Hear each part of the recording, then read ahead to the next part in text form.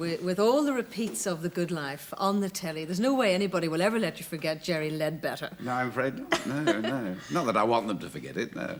How do you think Jerry really put up with Margot, tolerated her all those years? Oh, she's a wonderful woman. I mean, she's lovely to look at. She's got a tremendous personality.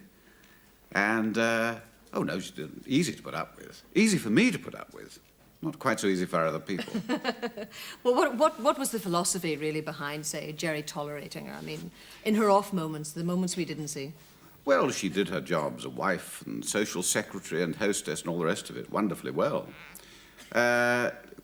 Jerry liked an easy life, of course, and he rather enjoyed the good life as we usually understand it, with a little yacht and a country cottage and 2 cars and all the rest of it.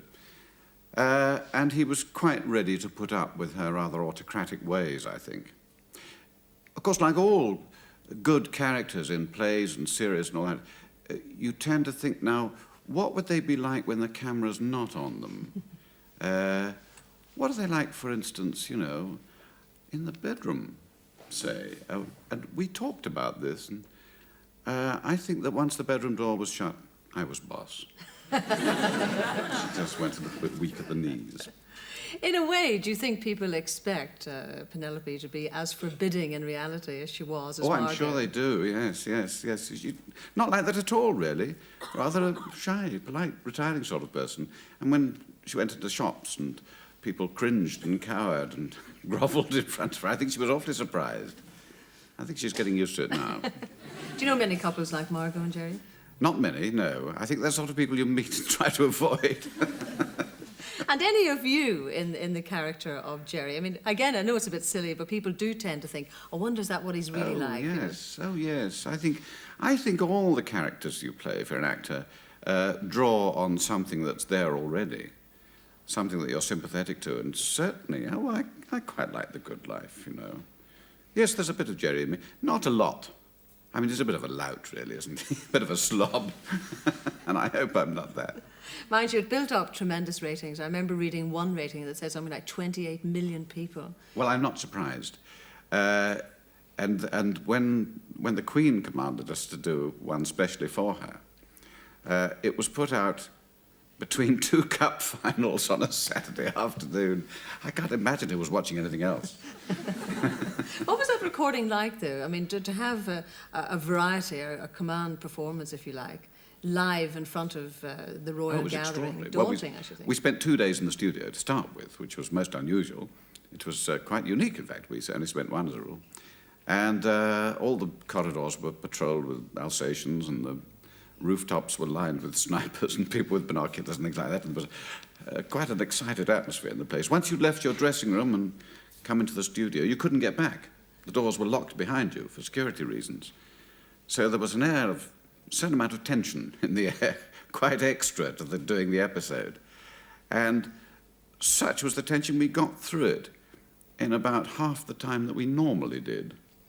And the Queen and the Duke of Edinburgh said hello to us and chatted to us and were very pleasant and got away much earlier, I believe, than they were scheduled. And I was told, I don't know how true this is, but it sounds reasonable to me, that they programmed the traffic lights back to the palace. And she got away so early that they weren't programmed. So, of course, there she was, poor woman, sitting there with everybody going, oh, look, the Queen. Lovely. Mind you, when it comes to the royal treatment as such, I mean, in your role as the minister, you must be getting quite used to being treated as such. Yes. I'm a bit surprised to see a brown carpet. It should be red, you know, really. You usually get the red carpet treatment. Of course. But I mean, how does that show itself? I mean, do people actually in the street almost treat you like the minister? Well, not in the street, funnily enough. No, you'd think, wouldn't you, from... usually people identify an actor with the roles he plays or she plays, and I would have expected people to rush up to me and ask me to do something about this or that bill or something. But they don't. It's the politicians who seem to be fooled.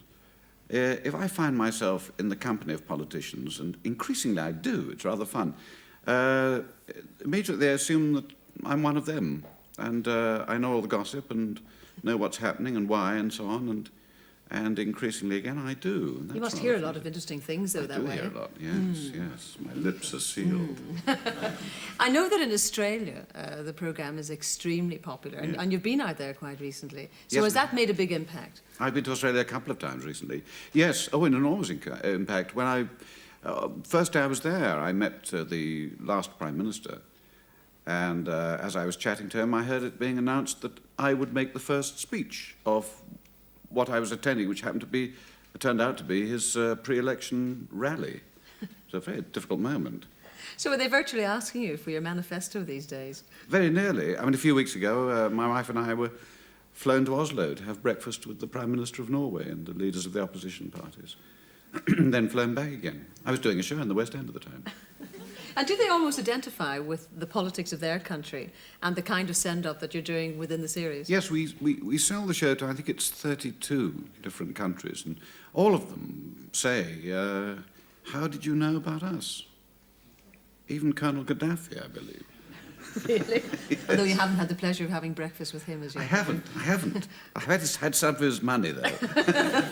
And I know that the Prime Minister apparently enjoys the series enormously. So she tells us, yes, and I believe her, yes.